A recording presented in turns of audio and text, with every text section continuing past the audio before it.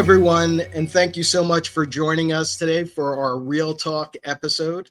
I'm David Sarnoff. I'm the Director of Strategic Partnerships with Loeb Leadership. I'm also an executive coach and workshop facilitator.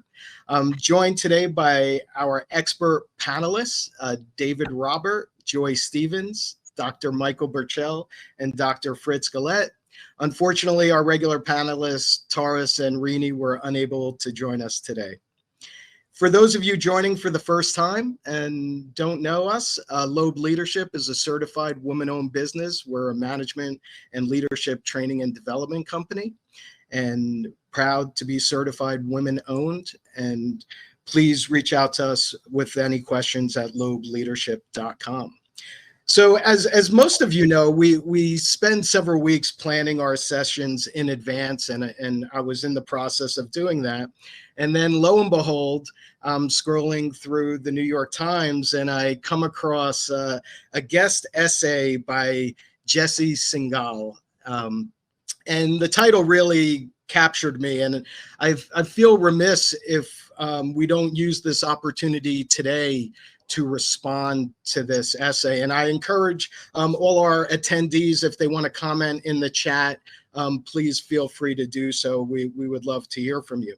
So the title of this essay is, "What if diversity trainings are doing more harm than good?"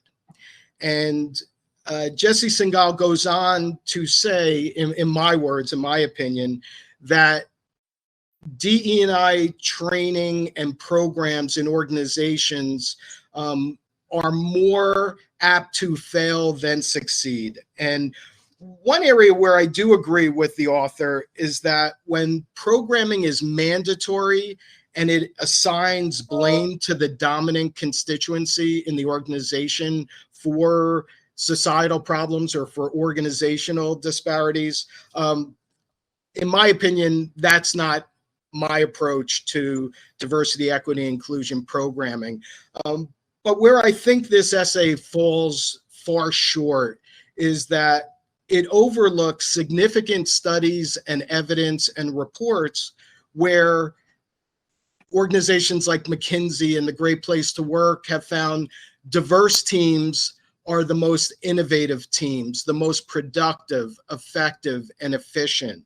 And I also thought this essay approached DE&I programming as one-offs as opposed to part of a comprehensive culture change. And with that, I'd like to toss a question to one of our organizational culture experts, David Robert. And David, I'd like to get your reaction to the Singal essay that really hammers, in my opinion, diversity, equity, and inclusion training in organizations. Sure. A lot there to unpack, but let's see. So I guess I would start by saying, let's keep in mind that the New York Times wants to drive up readership. So these provocative articles are by design. So let's not get too deep into that. But a couple of points. So I would agree with the author that he's right that a majority of, and I'll call these culture efforts, do fail. That's the reality, right? And for a wide range of reasons, I think he kind of had a broader brushstroke and kind of categorized the failures as kind of being caused by one thing, but they fail because they're highly complex, right? And I see organizations making mistakes, which I think adds to the lack of success, maybe not a complete failure, but didn't reach optimal outcomes, is that the first is that there's still this mindset among leaders that the DE&I work is project driven, that there's a start date and an end date, and there's going to be some day where we all arrive into work and everything's going to be in its place, right? And that's just not how it works, right? It's not. If you have a mindset that this work is project driven, then you're never going to be satisfied, because you're never going to get to that day where everything has fallen into place, right? And you're going to lose confidence in the process and then lose interest in the process. So that's one of the things I see. The second is that within the DE&I work, I think that there's a misprioritization And I empathize with those who are being asked to kind of drive the DE&I work within an organization, because there's a lot of opportunity to grab, and we often want to grab the things that we are personally attached to or that we think will have the greatest impact, without taking a step back and having an objective conversation around where is the sort of short-term low-hanging fruit that we can actually accomplish and prove that we can get stuff done, and kind of create that momentum within an organization, even if it's things that have low impact or may not be things that you are sort of emotionally anchored to. That's is a process that has to happen to kind of get that momentum. And so when I see leaders within the DE&I space grab some of that richer, more complicated stuff right out of the gates, it's usually a red flag that those are not going to be successul, because you don't have that buy-in and that credibility yet. So just wanted to kind of share that. But I think what I guess that the part of the article that kind of infuriated me a bit is that he maybe was intentional, maybe not, but we're all living in the most successful DE&I effort, the United States, right? So if you think about, and I forget who did the research, but there was economists and researchers who followed the U.S. economy from 1960 to 2010. And in 1960, the value of the U.S. economy was about 550 billion, so about the worth of Apple, right? So, and in 2010, the value of the economy was almost $15 trillion. And think about what was happening in the U.S. economy. In 1960, predominantly the workforce was white and male, and in 2010, it was the most diverse workforce we had seen in that generation. And so, not the only contributor to the growth of the economy, but certainly, a major component was the diversity of the workforce, and a lot of that was through immigration and the student college visa program. Students from around the world coming here with their knowledge and expertise, building things, creating companies when they graduated. So we can't lose sight of that. And I think that he overlooked that in an unfortunate way. Thank you. Would somebody else like to respond and react to either something David said or to the essay? I'd like to weigh in on, I agree with David that, this is a very sensational byline or tagline. And of course, people are going to click on it to read it. And then I personally did not agree with everything that I read, but he was right in that a lot of DEI efforts fail. And then David Sarnoff, I want to come to something that you mentioned about making things mandatory and punitive, potentially accusatory towards the majority white male demographic, et cetera. I don't think that's why they're failing, because I don't have any clients or anyone that is making anything mandatory. And I think that is another part of the problem that we're going to get into when we do our real topic about the fatigue, is that lack of accountability, lack of tracking, incentive, anything to help the people that are trying to drive this program into a entity, whether it's a law firm, construction firm, hospital, whatever it might be. The people that are trying to drive that change get no support, because nothing is mandatory, nothing is tied to KPIs, nothing even has a budget. And so I'll expand on that in a bit. But I think one of the reasons that things are failing is because we're not asking people to try hard enough. Thank you, Joy. Michael or Fritz? Michael, I'll go first. Yeah, so I appreciate what Joy just mentioned. So I want to kind of springboard a little bit off of what she just said, because I think, in addition to what David and Joy mentioned, I do think people always talk about, like, we want to change hearts, minds, and hands, right? That's kind of the high watermark of what good training should look like. And I'm a kind of believer that we want to start off with changing hands. The behavior is the first. And so I do think we can debate all day, do you kind of behave your way into a new way of thinking, or do you think your way into a new way of behaving? Well, that's an interesting conversation to have. But from a DEI perspective, a lot of it has been not necessarily focused on specific behaviors that people need to kind of shift and change. And so I do think that there's something about I do think he makes a criticism around kind of the kinds of training that's offered and what is more or less successful. I also think too that my little armchair analysis of kind of DEI training specifically is that in the absence of other important components of a DEI initiative around how you provide role modeling and how you communicate and how you have create and reinforcing structures, you're not going to have the kind of impact in terms of training development that you want to see. So I think it's going to be a more holistic perspective, and those organizations that take a more holistic perspective, that have the role modeling and the communication and the infrastructure, they see more effective training. So I just kind of want to highlight that, because I think there's a lot of research that backs that up, that I can point to. So. You know, one of the questions I ask people when they want to do this sort of work is I ask them, why are you trying to do it now?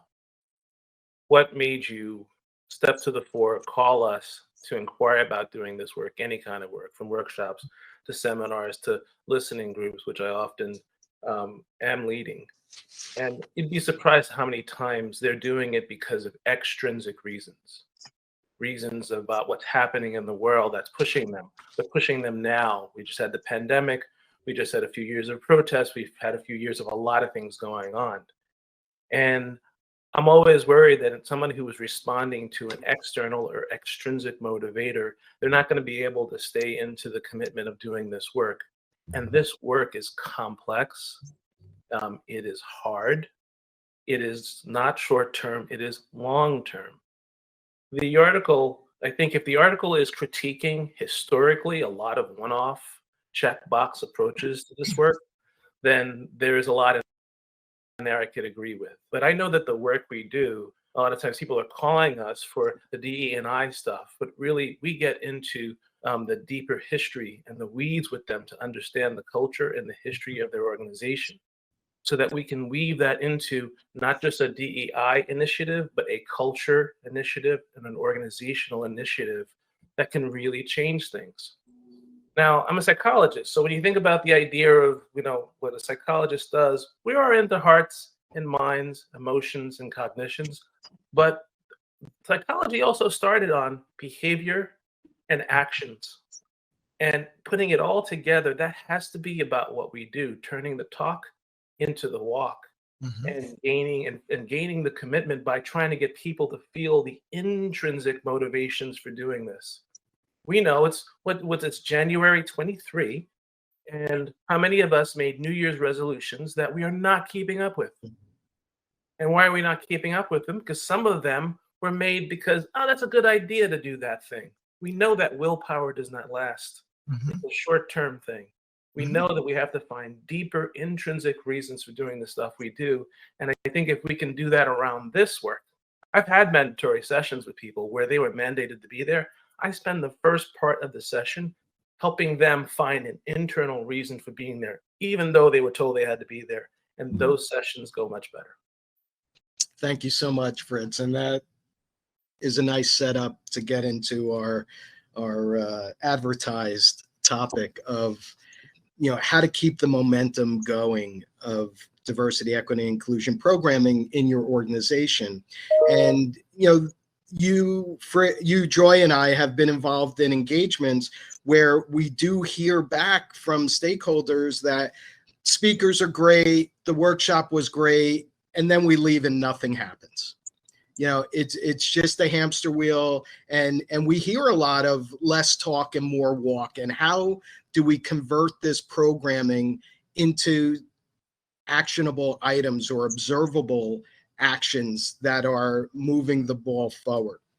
And we hear a lot of frustration and fatigue from people when they don't feel they're getting the guidance, support, and resources to authentically and effectively do this work. And so, Joy, if I could ask you, you know, what are some of the factors that contribute to stakeholders, leaders, and facilitators experiencing this DE&I fatigue that people talk about? You know, the imagery that comes to mind, actually, I got this from Chris Rock, and he was talking about it's like setting a bird free with a brick on its back. You know, you tell the person who's in charge of putting these programs in place, we want you to do this, we want you to succeed, you've got all the support, etc. And then as they get into it, let's use an example of a 200-person company, entity, whatever you want to call it. So they're responsible for changing the hearts and minds and hands of 200 people, 10 of which are the leadership team. On their leadership team, there's maybe one true ally, proponent, et cetera. The rest are, why do I have to do this? And then, so you're trying to help someone in spite of themselves. And you've got a list of things that they need to do that, time and resources and studies have been done to say, this is the right thing in this order. And well, we don't have the budget for that, but you have the budget. We don't have the time for that, but you have the time. We don't want to make anyone uncomfortable, but everything about this is uncomfortable. And so what you end up hearing, especially if you do this for more than a year or two, is we don't really want to do this. Now, I'm being very general about that. And I work with a lot of companies that are committed to doing it, and the work is hard. And it's more than just the CEO, the CHRO, and if they have a director of diversity, those three people cannot change the hearts and minds of 30,000 folks. So I think the fatigue comes in when you try to tilt at that windmill, so to speak, of having such a large organization, or even just having individuals with a lot of power in that organization that have the power to undermine your efforts. It's, feeling like you're being undermined, feeling like progress comes at a price sometimes, as your own career can be stagnated because you haven't met any goals that were never set for this thing that nobody wanted to do. Like it gets turned around a lot. And eventually you wonder, why am I doing this? If nobody really wants to help me, if nobody's really committed to it, if we sign these pledges and put these things in place in 2020 and it's 2023 and we haven't done anything, and then they're looking at the person like, how come you haven't fixed us? That's exhausting. And that's what I see more often than not. You can tell there's a little bit of personal stuff here too. It can wear on your commitment. It can wear on your energy, because everybody that is in this work, at least people in my network, they're all extremely committed to doing this. It's just the breaks get more and more frequent because you've got to pour energy into yourself because you're not getting anything from the organization you're trying to help. Mm-hmm. Someone like to weigh in or respond to anything Joy said? Not to speak to that energy that Joy is talking about, and it's hard when you embark upon a mission or embark upon an engagement. You're looking for signposts that tell you that you're getting somewhere. And where I said earlier that this work is iterative and it's a long process and it's very complex. A lot of times we're not getting the signs that it's going anywhere, at least in the short run. But in the longer run, I see people better and better at being able to communicate these messages and do this work from a learned perspective. And, comment on what the article did for me. It made me actually read about a bunch of other critiques of this space. And when you read deeply into the critiques of this space, you find some people who are not only critiquing, but they're coming up with some ideas as to how to help. We never should make the mistake of just dismissing the critique or avoiding it, but trying to read between the lines. And one of the best things that I see in that article and in others that I've read is to get some of this talk that we're talking into actions and behaviors. And later I'll talk about how when we're trying to make a pitch to do this work, we need to make our pitches filled with data and evidence and analyses and actions and behaviors. Some of the leadership work we do is very focused on identifying behaviors that you who are watching and listening right now can specifically do around different areas that you're trying to improve your leadership skills. So that's kind of work that we need to do. And we also need to support each other and talk to each other and commiserate with other people who are trying to do this work because it is hard, but we can motivate each other. Thank you so much, Fritz. Well said. And if I could just offer a follow-up question, because as both you and Joy were speaking, the question came into my head. Because of the outsized role that organizational leaders play in whether a diversity, equity, inclusion initiative will be successful, to what extent, in large part, does their lack of training and education in DEI impact the effectiveness, the launch, the follow through, the accountability. What role does that play, and where can our participants use that knowledge to be more strategic?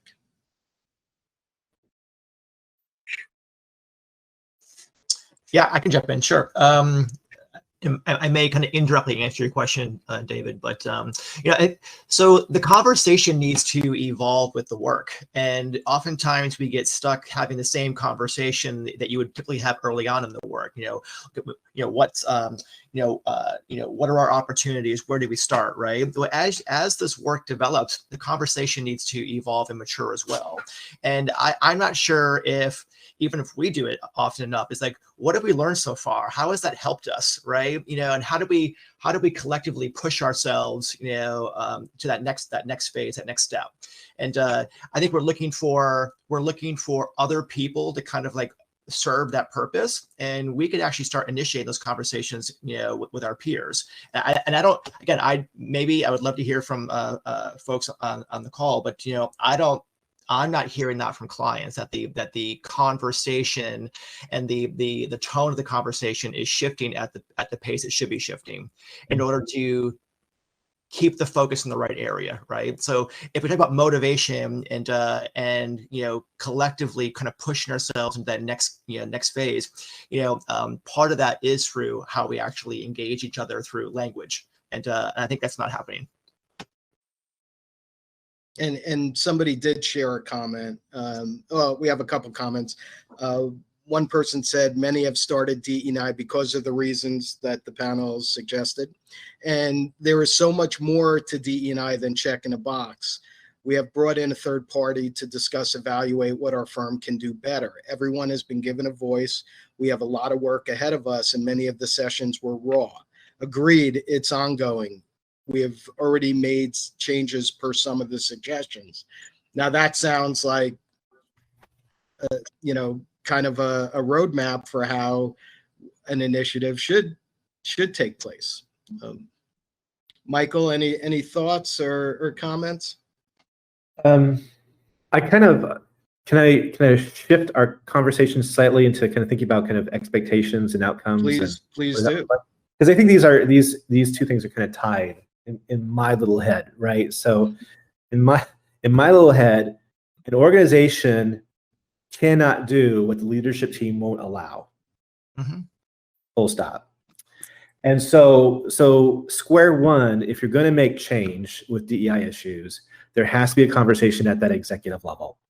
And that's where I think the ongoing nature and not training, right, but ongoing conversation to pull what David talked about in terms of like, where are we? What have we accomplished? What does that look like? Where do we need to course correct? What has gone sideways? What do we need to do to get back on track? Having those conversations on a routine, regular basis and looking at metrics and KPIs of what have we achieved is very, very important in terms of shifting the conversation over the course of time and letting that evolve.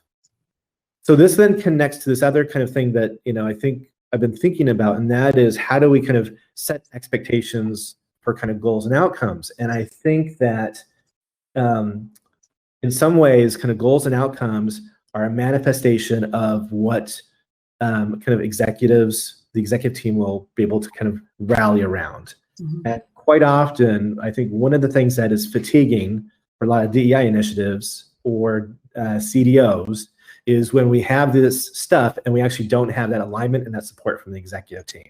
So I always kind of loop it back to that first conversation. And I think what executive teams tend to support is things that are data driven. So let's understand, let's do kind of like, as Fritz mentioned, what's our data set? What's our fact base for where we are? What have we accomplished so far? So what data do we now have?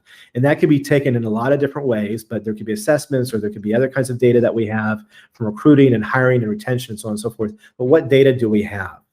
If we actually have that data, then the question becomes, okay, so what are the things that we can be doing more of or doing differently? And in this way, less is more. I think less is more when we talk about, because we want to make an impact within DEI. So rather than boil the ocean, we want to be focused and clear, right? And so beginning to think through like, okay, so from from the data set, how do we then kind of prioritize what are the vital few things or kind of areas? How do we ideate around those areas? How do we then kind of collaborate and then decide? And the decision-making process, once we get down that road, we can actually say, okay, so what's going to have the biggest impact and what's going to have the biggest effort, or what requires the most effort, right? And then kind of create like a little bit of a grid and present those things back to the executive team and say, let's kind of prioritize the vital few. And if there's more than 2, 3, 4 initiatives, that's way too many at any one point for an organization to kind of really take in. So less is more, and get the executive team bought in. And I think that's really important in that ongoing conversation. So I've just said a lot there, but hopefully that kind of begins to get some of the thinking out there. And I see Joy ready to jump in. Yeah, go ahead, Joy. I want to piggyback on the idea of, I'm getting an echo. Okay. On the idea of getting the executive team bought in. If you think about any other, whether it's a project, organizational change, bringing in a new IT system, like whatever it might be, you've got people, that's their whole job. It's more than one person, it's a team. They've got a budget to do what they need to do. And they have a leadership team that expects updates. And sometimes someone on the leadership team, their incentive is tied to making sure that project comes off without a hitch.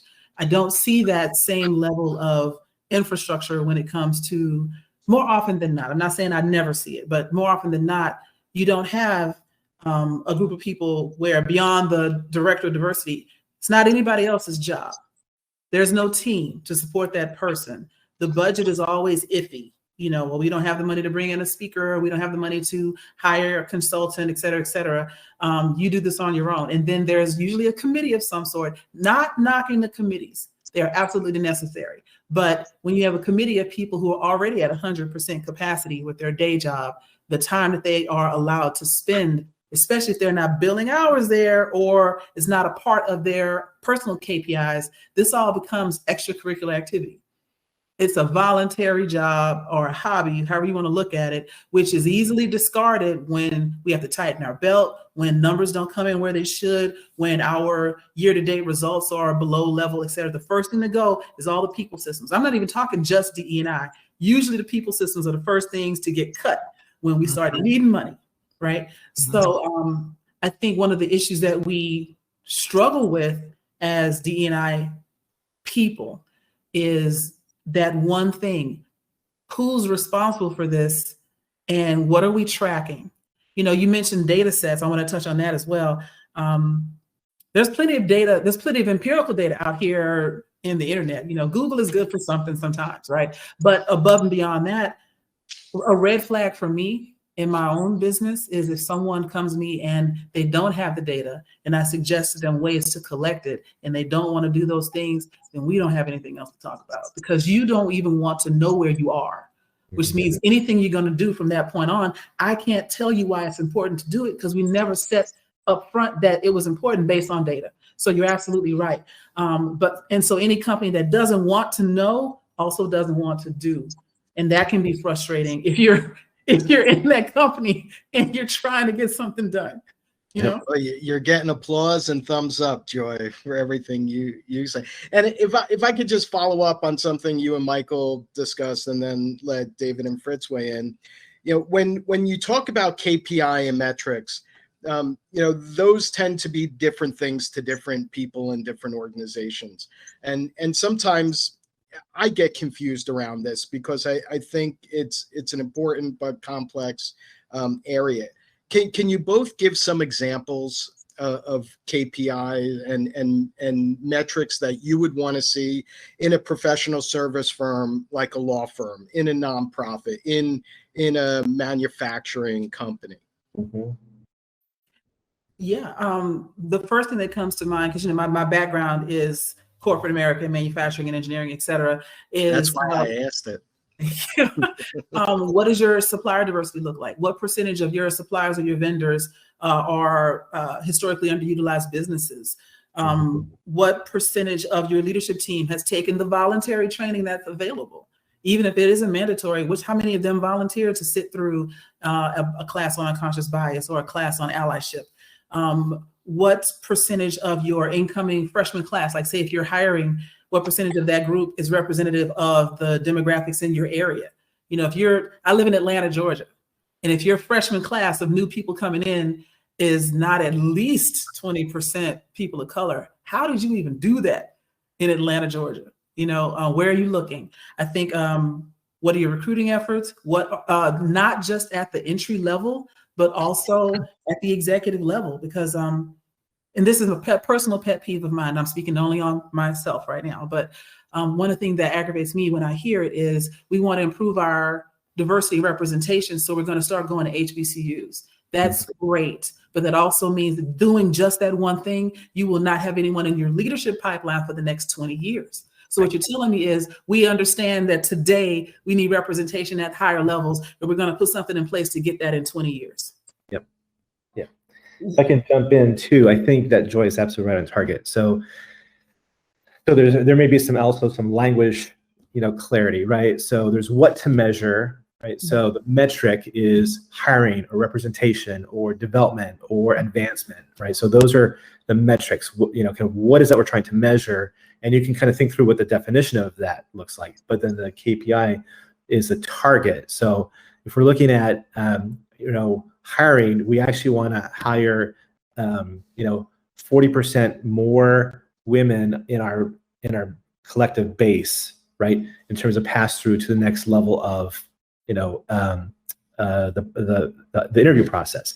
Then you can actually determine what's the kind of the things to be done off of that. So I would get super clear about there's the metric, about what are the kinds of things we want to achieve, the KPI, what specifically the target looks like, and then how do we go about doing that? Because I think that sometimes DEI, we all do this where we're like, oh, okay, we think this is a good idea, let's pursue that. But that's super unclear and that's not very focused. So we want to get really kind of clear, succinct, and focused in terms of our DEI efforts. And I also speak to the executive team because that's the language that they use. You might also, just to kind of build what you said, Michael, you might want to think about blending hard metrics with soft metrics.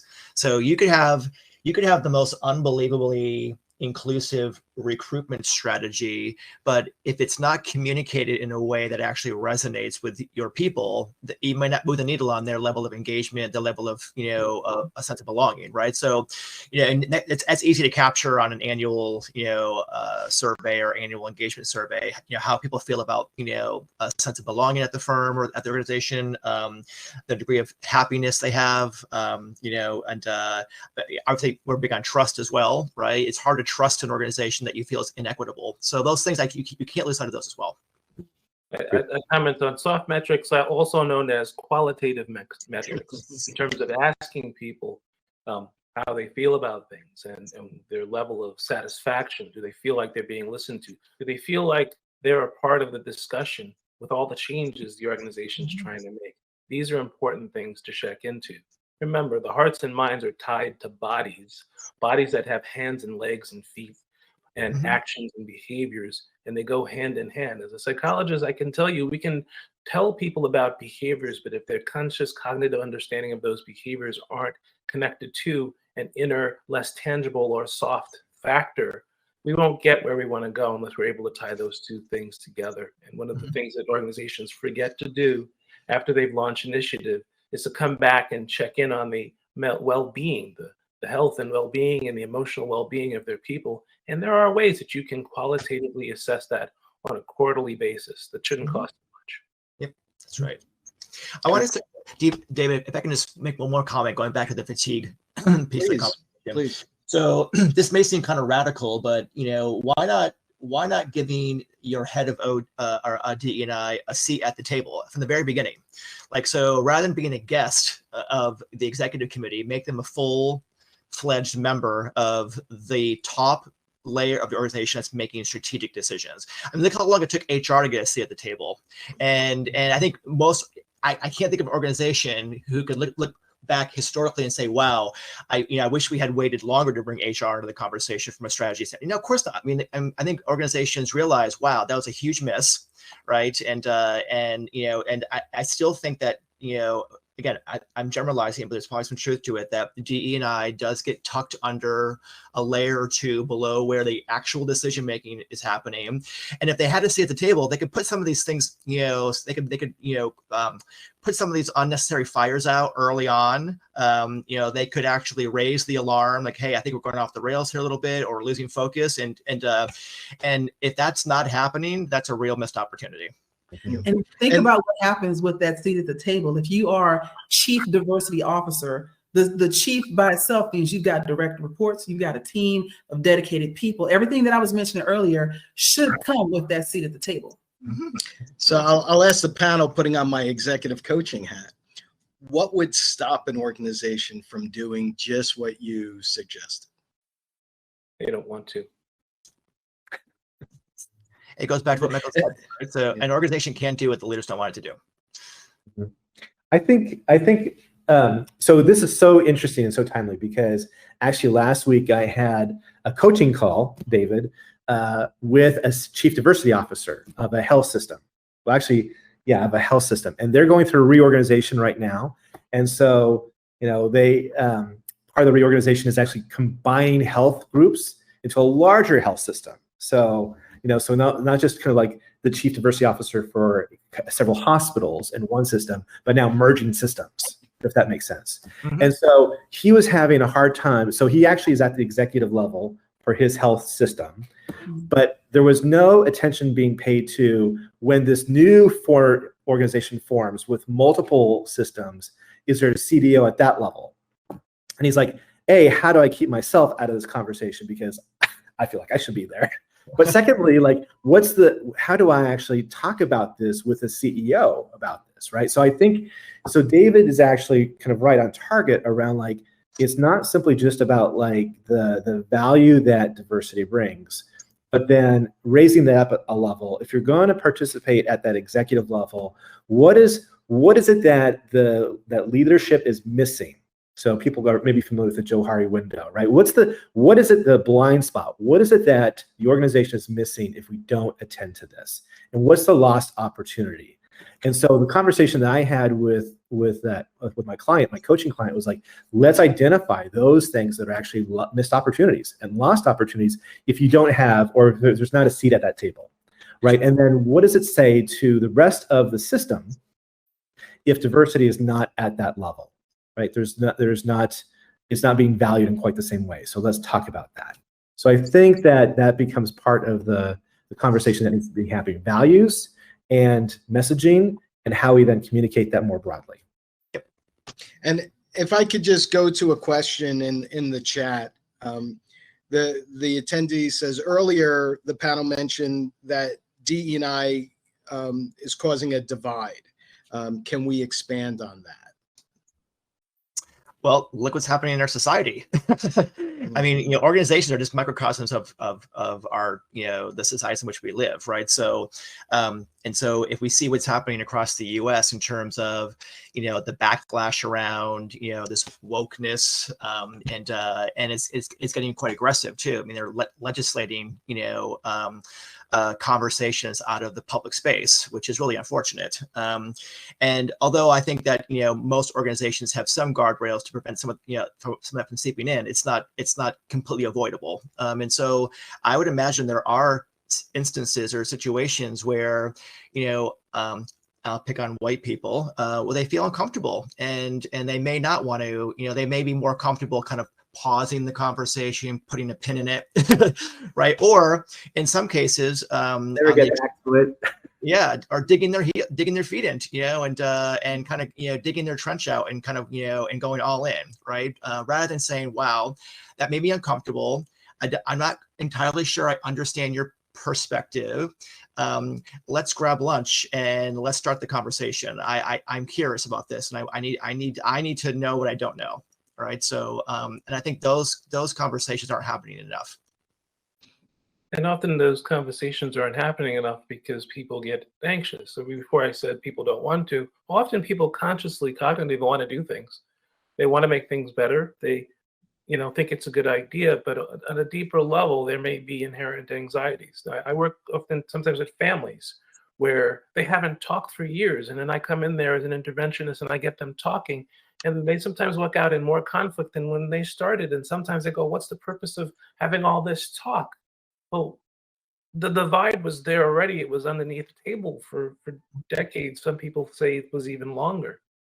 If you think back to 2.5 years ago, a lot of organizations were ready to come in and have this conversation. They weren't so afraid anymore because stores and protests and all kinds of things were on fire in society. But I worry that as things started to simmer down, people's motivation for doing these things was also going to go down unless there was something to keep them going. This is something we have to pay attention to going forward, which is why often we'll speak to internal motivations versus internal motivation. That we need to find within us an inherent, not just moral, but we have to find very tangible, very practical reasons to keep doing this work. And this is why we have to include in our conversations about doing this work attention to the evidence and to the data and to KPIs and all the things we talk about in business, so we can show businesses that they can make even more money if they included more people at the table. It's not just to be nice. It's also so we're in a capitalistic system. If we do that, we can be a lot stronger than we were when we didn't do that. And people enjoy showing up to work more. Right. It could be a mutually beneficial circumstance. But I do want to just add to that divide conversation, and I know we've all discussed this a lot, especially Joy and I, and I'm going to throw it to Joy about that zero-sum mentality, that if somebody from an underrepresented community gets an opportunity, that means somebody from a white male lost an opportunity, and it becomes territorial and protecting what's mine. And Joy, you're very eloquent in addressing this. So if you could share with us, I'd appreciate it. Absolutely. A lot of times people look at opportunities as, like pie. You've heard that, you've seen the memes that said, sharing or including people doesn't mean that you don't have what you had before. Giving someone else equality doesn't take away from you. It's not like pie. But I would want to step further and say, if you do include other people and bring folks to the table, instead of trying to share pie, you're sharing fire, right? If I've got a candle and I give you part of my candle to light it, there's more light in the entire room. And we can set this whole place ablaze with brightness if you would just be willing to share, because one grows on the other. The idea of if this other person is given this opportunity, and I want to just caveat and say, earn the opportunity. I want to get us away from the idea that people are giving someone something that they didn't deserve. If someone else earned that opportunity, you may feel like it's not there for you anymore. But if the company or the firm or the outfit, whatever you want to call it, is growing, there will be more opportunities. And so if you want to use the pie example, the pie is getting bigger and bigger and bigger. There's enough for everyone to go around. That's what economic growth is. Like we mentioned earlier, that the economy of the United States has quadrupled or 10-tupled, whatever you want to call it, over the last 30 or something, I'm forgetting how old I am, 60 years, right? If you let people expand, they will fill up whatever, like gas, fill up whatever container you put them in. So break the walls of the container, the expansion is exponential. You just need to get out of your own way. The idea that you have to be in this box, there's never going to be any growth, there's only so much money to go around, none of that is true. People are showing record profits, right? And so we should help each other on a person-to-person basis, recognize that sharing is growing, not just caring. And there's the money piece of it, right? And if you go back to the U.S. economy example I gave about a half an hour ago, when you examine increases in net worth, increases in salary over that 50-year period, there was increases in all categories: women of color, men of color, white women, at every category they looked at. But the demographic that actually gained the most were white men. So the evidence doesn't really add up around this zero-sum thing, because when living through one of the most aggressive diversifications in U.S. history in terms of workplace demographics, white men gained the most. So but the article that DB referenced on New York Times, when he alluded to the fact that there was a zero-sum, or that white men in particular have something to lose by kind of driving inclusion and diversity, it just doesn't make any sense to me, because the data says something very different. Here's one of the things that I think, for those participants on the call here that are kind of engaged in these conversations on a regular basis, this may be kind of the interesting paradox or dilemma that needs to be kind of explored further, right? Because somewhere along the way, white folks got written out of the definition of diversity. And the question becomes how to address the issue of white people without reifying whiteness. And what I mean by that is recentering white people as the center of the conversation and decision-making power in organizations, but create space so that the conversation around diversity includes this issue about white women and white men. One of the most interesting things that I've seen recently is that some very large organizations like Hilton and Cisco and Google and some of the other organizations, they're now having conversations about, we want to continue to support our people of color and other kind of underrepresented groups in very particular specific ways to advance them, to grow the organization. But we also want to continue to have a conversation, or not continue, but to start a different kind of conversation, particularly with white men, but with white people, about what does it mean to be a white person operating in a diverse organization. If you want to work in an anti-racist organization, what does that look like and what does that mean? And that's a very different conversation to be having than I think organizations have been even interested or willing to have up until recently. So I think it's an important, it's difficult because we don't want to, again, to reify the very kind of structures and systems and processes that got us into this place to begin with, right? With white men in the power center. At the same time, how do we actually address this as diversity folks in a smart, useful, compassionate way going forward? That goes back to, I must be speaking too loud. That goes back to the discussion earlier about training and expertise for your DE&I executives, individuals, whoever's running that. Recognizing the need to have everyone at the table should be table stakes for anyone that wants to be doing this type of work. I've come across in my circle people who have their own unconscious biases, their own prejudices, their own restrictions based on the way they believe, et cetera, but they're doing DE&I work. And so I wonder, how inclusive can you be when you are actively excluding another group, or you only focus on your own group? I run into that a lot as well. And that leads to that zero-sum mentality. If you are doing diversity because you want somebody else's stuff, then you're just trying to replace the oppressive system. You're not trying to really make it equitable. But if you're really focused on equity, recognize that somebody is going to win every time, might not always be you. You should celebrate everybody's successes, everybody's wins, everybody's accomplishments, and not just the ones of a demographic that you're particularly interested in. That takes a lot of emotional intelligence and a lot of patience that I haven't seen always be expressed. And so I think when we talk about, the certifications and things that people do for diversity and inclusion, you go to your colleges, your online training, et cetera. If you don't understand that you have to look in the mirror and check yourself before you can check anybody else, you run the risk of not doing this very, what's the word I'm looking for? Very sensitive work correctly. And isn't that part of where the fatigue comes from? By not doing exactly what you're talking about, Joy. Yes. Right. So if we're talking about kind of fatigue and exhaustion that happens, I've heard people say that diversity work is worthy work, but also weary work. And I think part of the reason why it's weary work, right, is because we need to think more comprehensively, more broadly to do exactly what you're talking about, Joy. And Michael, if I could just add to what you and Joy have said, because you reinforce that this is complex work. And to Jesse Singal's essay, he focuses primarily, in my opinion, on racial diversity, equity, inclusion. Does not go into a deep dive on LGBTQ, on neurodivergent people. I went to a panel at the Now PDI conference on accessibility that is nowhere near getting the exposure and discussion as a lot of other topics, but equally vitally important as many of the things we discussed today. So it's a global approach, I think, what everybody is saying, and not just focusing on one constituency, which is where it can derail your program.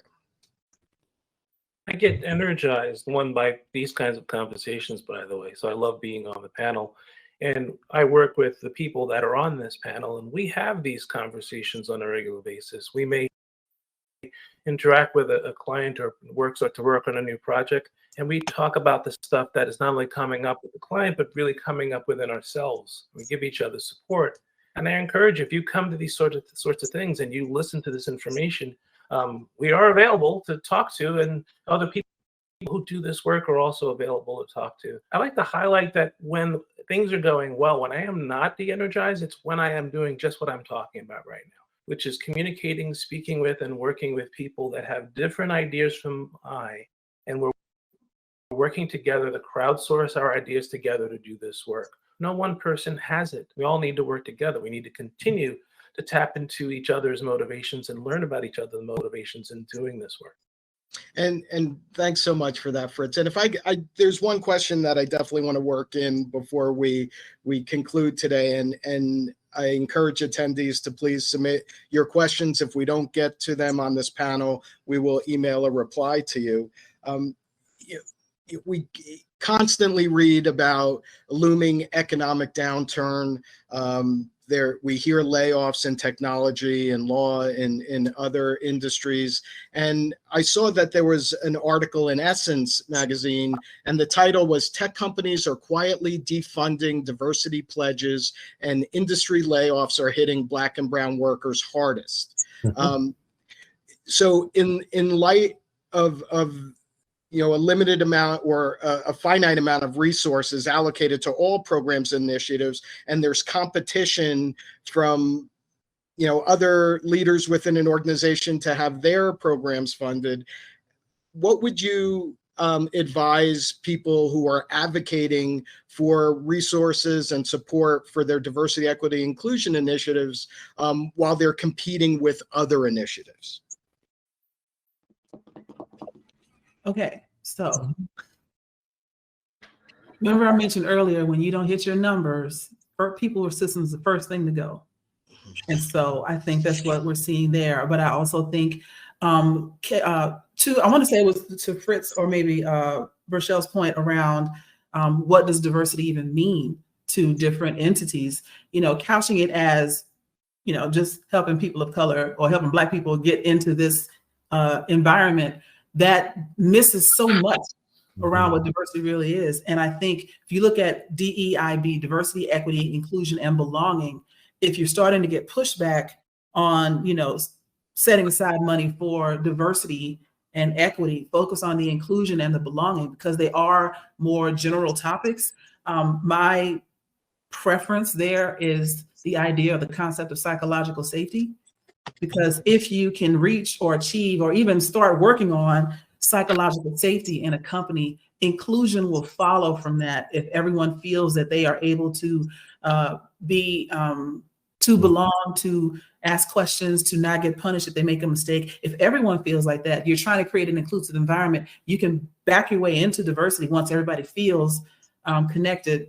Helping people understand how to have a hard conversation without making an enemy is a big part of conversations and relationships in any organization. Do that, and then you can talk about how to have that uncomfortable conversation if someone has said something offensive, et cetera, which makes it an easier or better place to work, which will bring in diversity. It is a longer road to do that without doing any other things concurrently.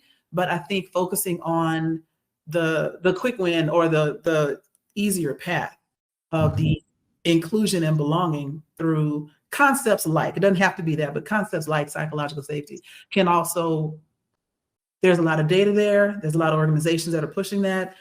There's a lot of research to be done or to create that business proposal, if you will.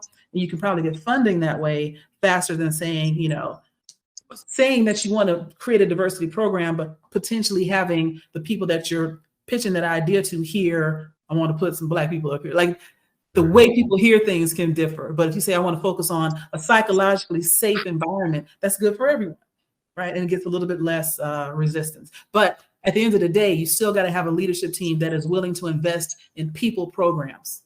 Yeah. Thank you, Joy. Can a comment on the you mentioned, like, tech companies are sort of laying people off in record numbers right now, and it's hitting populations of color at a disproportionate rate. I know a lot of organizations think that the soul of who they are is visible and felt when they welcome you into the organization and onboard you, but really the truth is the true soul of an organization is felt on how they say goodbye to you. And you can actually lay people off. It's a part of doing business. I mean, it is what it is, right? But you can do it in a very genuine, generous, kind way. And so because the people that remain, don't forget, it's completely visible to them how you treated people. And so if you are just arbitrarily cutting, to save money, or not really putting thought into the community impact of what your decision-making process is, then, people will not forget that. And you may actually end up hurting yourself even more around inclusion and diversity, because people are going to say, I'm going to stick around just long enough for me to find another opportunity. I'm going to say goodbye, because I'm not going to wait around to be treated this way. Right. And so I know a lot of organizations, it's uncomfortable. It's awkward, but it's a time to pause and say, how do we actually do this in a way that actually is a true reflection of the investment that we told our people we're going to make in them? So I just want to make that up, because I've seen some disaster. And David, I think that requires courage on the part of organizational leaders. Go ahead, Michael. Well, I just want to add one additional piece to what David just said, which I think was really smart, and that is that there's actually a lot of news out there right now about tech companies and other companies kind of doing reductions in force.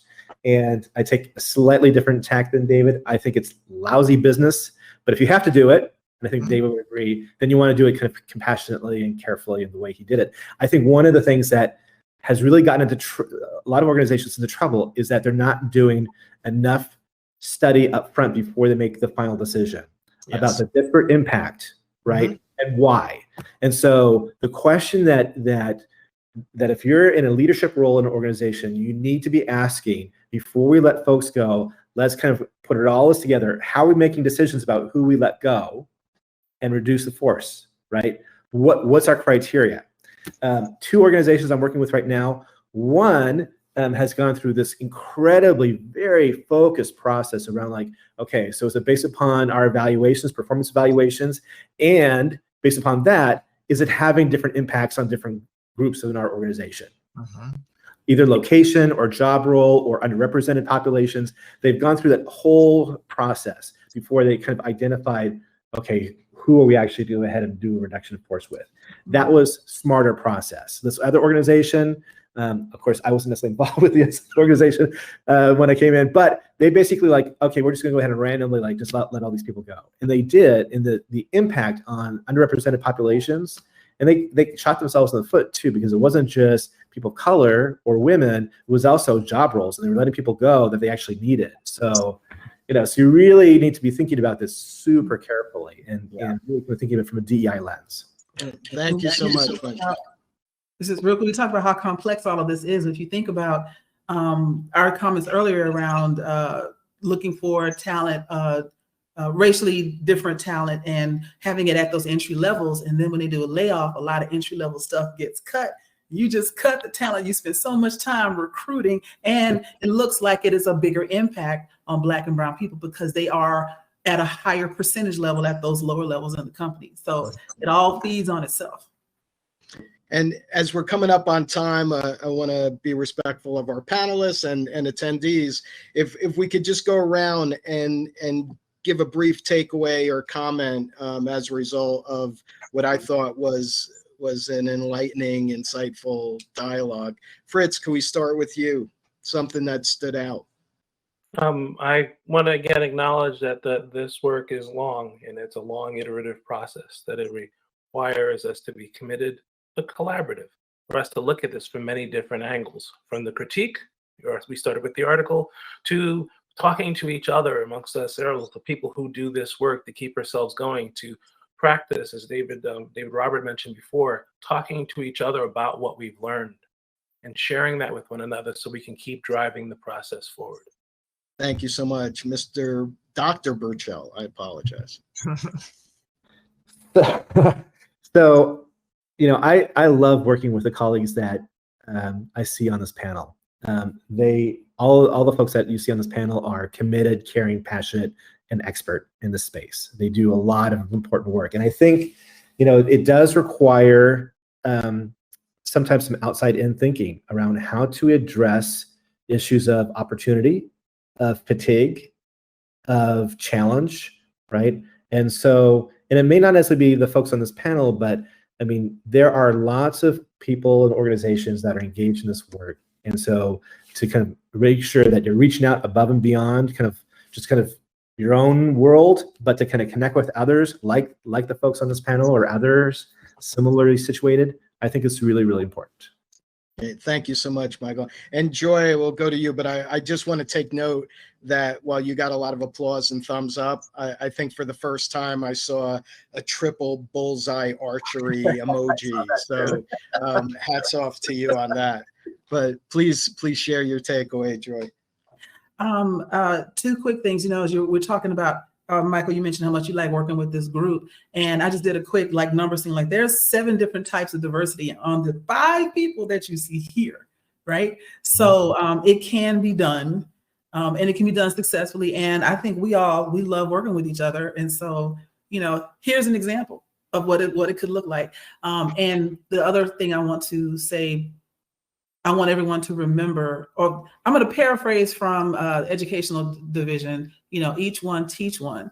I would like to say each one reach one, because as we talk about fatigue and maintaining that momentum, if you want to help your diversity team out there, help them for real. Spread the message. Don't rely on them to be the only ones to say something. Don't back them up after the meeting is over. Back them up in the meeting. Be like that, and it will help, again, give them the energy to keep this going. Mm-hmm. David, go ahead. No, I see a hand up. We should probably give that person some. Yeah, Lindsay, can you help us with the raised hand? Sure, I just gave her permission to speak. Lizette, you can talk as soon as you're able.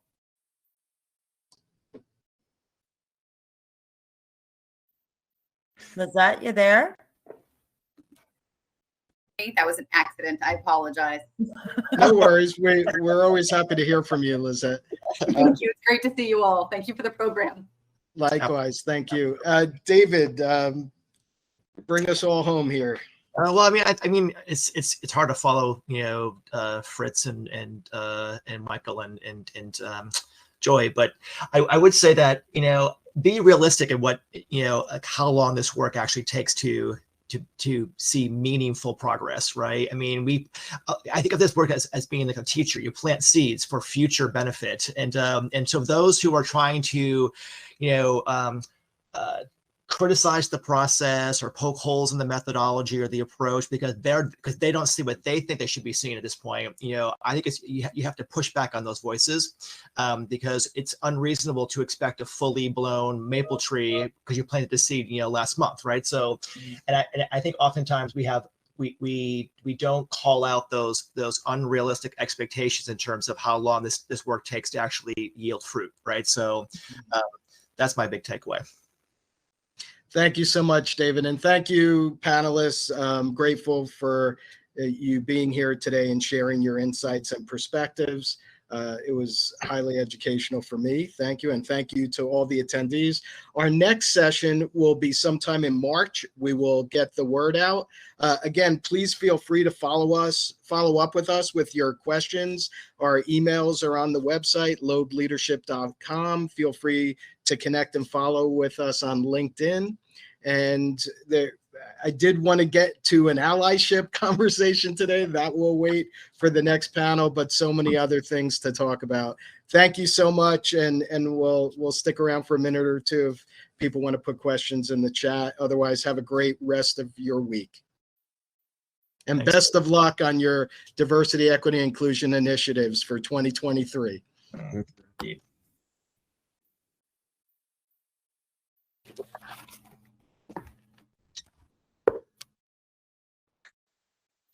I love that. I love the peace sign. Yeah. Brilliant. Just while we're waiting on a couple of questions, I'm just thinking about the thumbs up and the peace sign and everything. And I remember when I want to say it was Facebook first started putting in shaded thumbs up or peace sign or whatever, how very, very excited we all were like, they got a brown peace sign, I'm using it every day. And it led to, more people wanting to see it. I remember when, I can't remember the company because it wasn't the preeminent name, but some company put out a bandage that was brown. And this one guy tweeted about, I finally have a bandage to match my skin tone for the first time in 40 years since I've been alive. And the increase in that particular company's revenue that year skyrocketed. Rihanna and Fenty makeup, and making sure that she had tones that matched every skin color. And I mean, if you go to, none of y'all probably will, but if you go to Sephora and see her lineup, it's like 100 or so individual shades. And now other people are recognizing that market exists. And all of these could be construed as capitalist funded diversity efforts, right? Yeah, absolutely. Yeah. One of the best things that affinity or ERG groups can do is actually become business partners to businesses around how to think more broadly and inclusively about their client or customer base. And a lot more has happened in the last decade. I remember like growing up, and now like the Band-Aids and stuff. So it's great to kind of see like, oh, we should be thinking about like, okay, so it's not all that look like me, pasty white people. So how do you manage that? Right. There's an evolution. There's an evolution that has to happen. I mean, I think again, much like other DE&I efforts, I think a lot of organizations want affinity groups to be business groups, right from the onset, and they have to. There's a whole iterative process that has to happen. You can't jump over some of those steps, right? So yeah, but I'm totally 100% agree with you. I've worked with ERG groups who were approached from a mandate, and that didn't work out too well, where they were being tasked with the job as opposed to there being created a process where they would want to be part of that process. Then you have the flip side. You have, I'm not, well, maybe I'm judging, but you have a governor of a particular state who's actually trying to force universities to hand over data on gender fluid groups and LGBTQ groups, and the colleges are like, "Are you out of your mind?" And he's apparently trying to do this under the guise of research. Okay, whatever. But that's, to me, that makes it less likely for those universities to benefit from having those resource groups, right? Because people will be afraid, right? So yeah. But I think this work isn't always linear.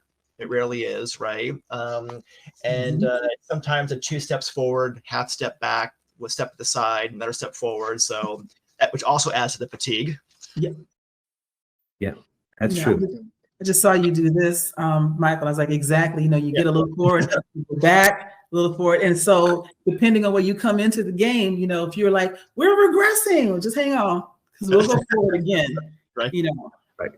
Yeah. It's still kind of an arc up gradually, right? Yeah. I've seen the circus. Not my animals, not my lions or tigers, but it's the same circus. Like, what do we get into ourselves? Thank you, everybody, for joining us.